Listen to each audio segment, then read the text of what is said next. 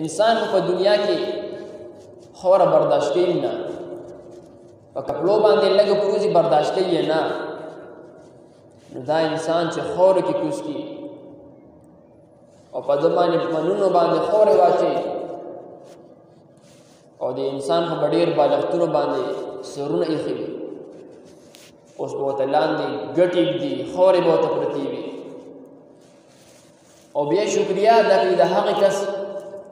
چې کومې قبر ته زر زر بوځي. شکریہ قبر تک لے جانے والو شکریہ، اب اکیلے ہی اسی منزل سے چل جائیں گے ہم. چې څنګه روح اوت د انسان معامله بدله، دنیا پاتې ستا به دا اراده وي سبا به دا کار کوم دا کار به کوم، هغه ټول ارڅه تا نه پاتې، دغه یو ساه پورې دا هر څه متصل دي، ساه درنه اوته منقطع شوه خبره دې ختمه، دنیا ټول هر څه درنه پاتې، اولاد پاتې، هر څه درنه پاتې، مال جایداد پاتې، هغه سترګې چې تا پې بدنظري به کوله، د الله نافرماني به دې کوله، هغه به د نن قبر کې د الله پاک فرشتو باندې لګي،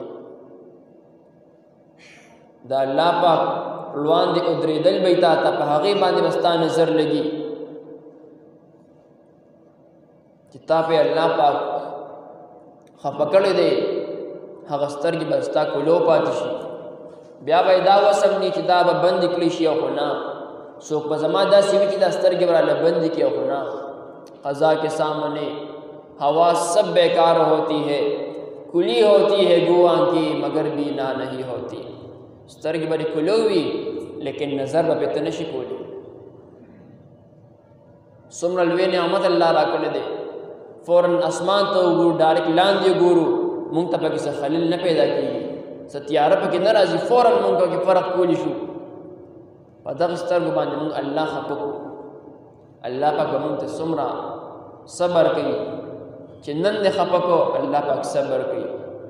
سبا دې خفه کړو، صبر کوي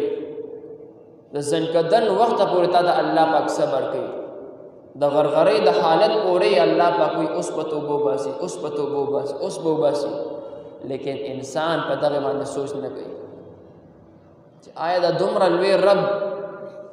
د ټول کائنات رب اما خفه کړ، مې نافرماني وکړه، زه څه شی یم چې د هغې لوی رب نافرماني مې کړې ده، فوراً توبه وکړه، الله ته متوجه شه، الله پاک تا بخي. قل یا عبادی الذین اسرفوا علی انفسهم لا تقنطوا من رحمت الله ان الله هو الغفور الرحیم. چې اے نبی علیہ الصلوۃ والسلام د امت ته دې وفرمایا، امت ته دې ووایه چې زه په خپل ځانونو باندې اسراف مه کوئ، زیاتي مه کوئ، زه انسان ته هر یو ګناه معاف کوم، هر یو بدیه چې کړې ده زه ډېر خفه کړی یم، لیکن زه یې بیا معاف کوم، یو ځل یې ما ته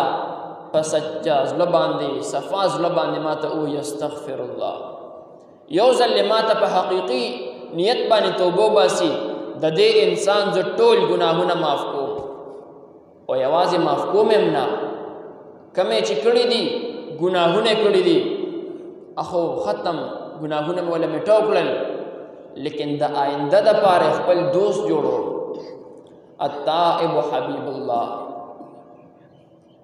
نبی علیہ الصلوۃ والسلام فرمائی التائب من الذنب کمن لا ذنب له. کم انسان چې الله پاک ته توبه وباسي چې یا الله ما ګناهونه ډېر کړي دي، ما ته معلوم هم نه دي چې ما کومه ګناه کړې ده، لیکن تا ته معلوم دي، تا ته وخت معلوم دی، ریکارډ موجود دی، ما ته نه ده پته، لیکن یا الله زه توبه وباسم. وی الله پاک د دې انسان ګناهونه داسې میټو کی، داسې نوار کی، او دا انسان داسې کی چې د سره د انسان نه ګناه کړی نه ده. التائب من الذنب کمن لا ذنب له. د سره یو ګناه کړی نه ده، داسې پاک شي د ګناه نه، لیکن مونږ بیا هم الله ته رجوع نه کوو، هغه لوی رب ته رجوع نه کوو، د هغې د ګناهونو نه توبه نه وباسو. نن هم کومه ګناه وکړه دا غم را سره نه وي چې په دې ګناه باندې ما څوک خفه کړل، یو 100 سکنډه مخکې د ګناه نه سوچ وکړه چې زه دا عمل کوم په دې باندې الله خفه کېږي که خوشحالېږي.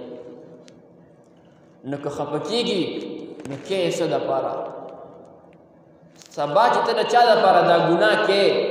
دا خو تا نه دې دنیا کې پاتې دی. چا سره چې ستا سترګې لګي په دغه عارضي دنیا باندې هغه لوی رب خفه کېته، هغه د ټول کائنات رب په دې باندې ته خفه کې. نو محترمو الله پاک ته رجوع کو. هر عمل چې مونږ کړی دی تیر په تیر باقي مخکې څومره روانې په هغې باندې مونږ توبه تایب شو. الله پاک ته مونږ له په دې خبرو د عمل کولو توفیق نصیب وګرځوي.